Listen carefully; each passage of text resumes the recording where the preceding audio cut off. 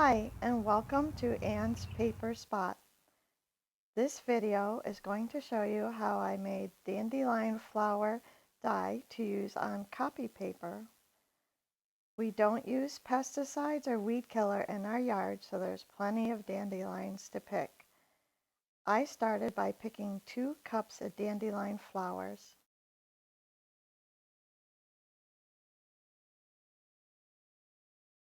I put the dandelion flowers in a saucepan with 4 cups of water.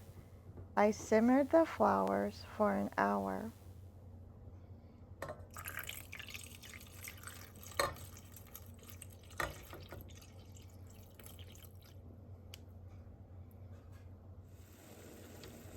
I brought the water and the dandelion flowers to a boil on high, and then I turned them down to low so they could simmer. I kept an eye on them the entire hour. I wanted to make sure it was a gentle boil, and I also wanted to make sure the pan didn't go dry. Once the hour was up, I strained the liquid and the flowers through a coffee filter to get all the debris out of the liquid.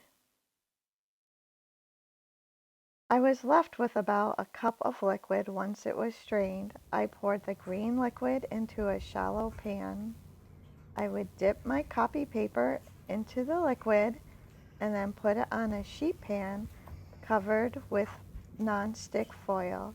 I like to bake my dyed papers in the oven, 300 degrees, 3 to 5 minutes, depending on how damp the paper is. This is a dried piece of paper out of the oven. These other papers I crinkled up into a ball. After I put the dandelion dye on them, they will dry in the shallow pan for several days. Look at this wonderful stack of dandelion dyed paper.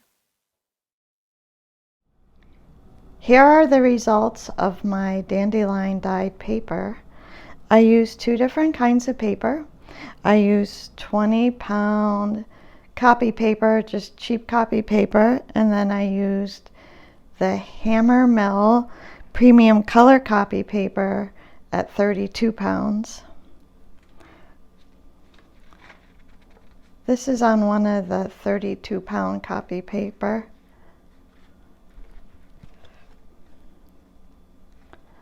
The color is a light green, greenish yellow. It's just what you would expect from dandelions.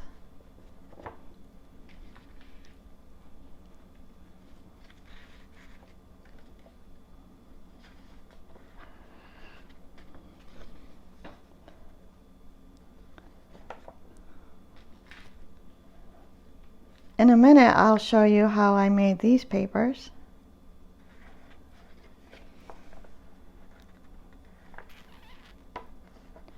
I like the dark green stripes or lines that happen in this paper.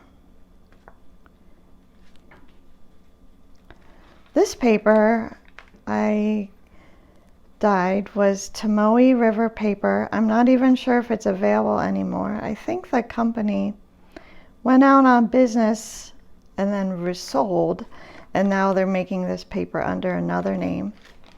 It's a Japanese paper that I got from Jet Pens. But I really love the feel of this paper, and it's really light. It doesn't add any bulk to your junk journals. The Tomoe River paper doesn't absorb the dyes, any kind of dye, either avocado, coffee, or dandelion. I've even done onion skin. It doesn't absorb the dye the same way as copy paper, and it gets crinkly when it gets wet, but I like that part.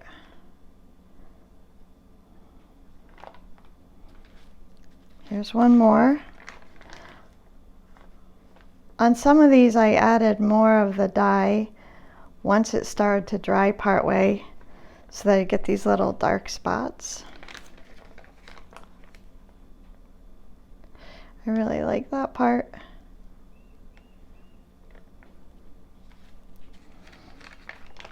This Just one more Tomoe River paper. Let's see if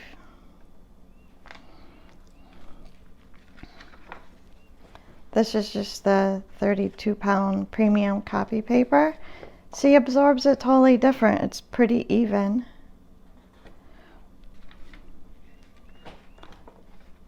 One more. I believe on this one I added more dye as it started to dry, and that's why it's a little darker than the other ones.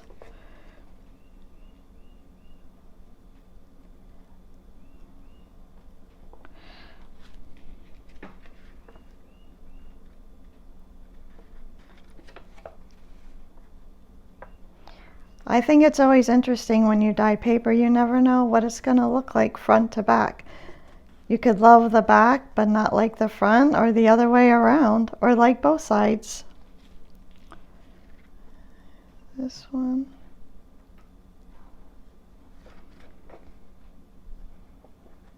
I like the little imperfections that occur. It makes your junk journal pages more interesting.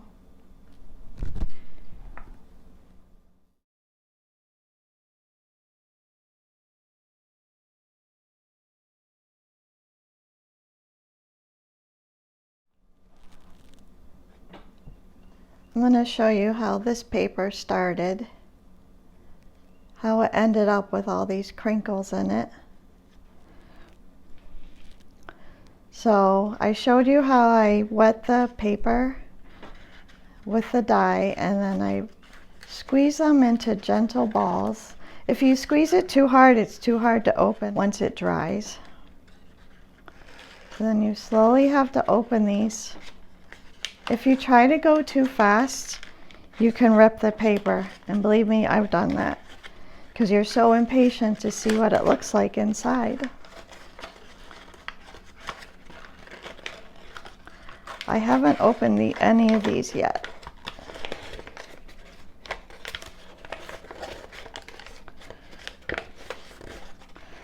This one doesn't have too many dramatic dark green lines in it, but it has some. I like that. I hope you can see it. So once I open them up, all of them up, I usually iron them with a medium hot iron. Either that, or I just put them over a few dictionaries with some weights on them for several days, and that will flatten them out too. Let's look at this one.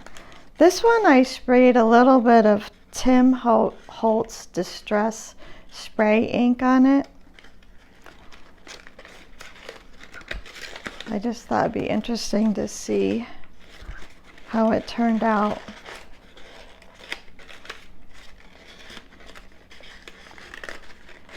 It's kind of like a puzzle when you're opening it. You have to find where it wants to open first.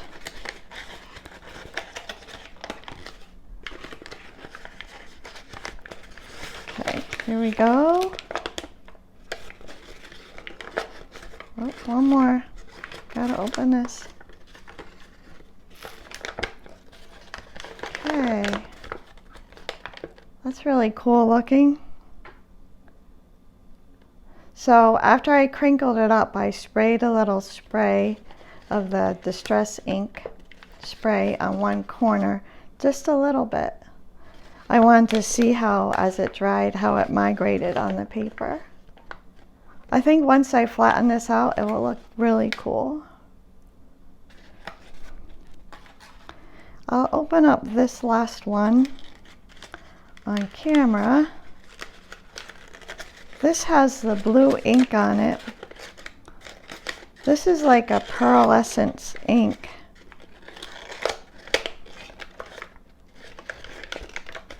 I just dropped dropperfuls on one corner, a couple corners. I kind of like to ease them open gently, because I'd hate to rip a beautiful piece of paper. Okay, so there's some sparkles on that side and on this side.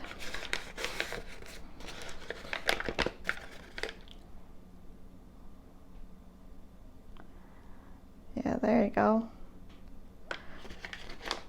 So once I iron that, it will look like this one, which is a perfect addition to a junk journal.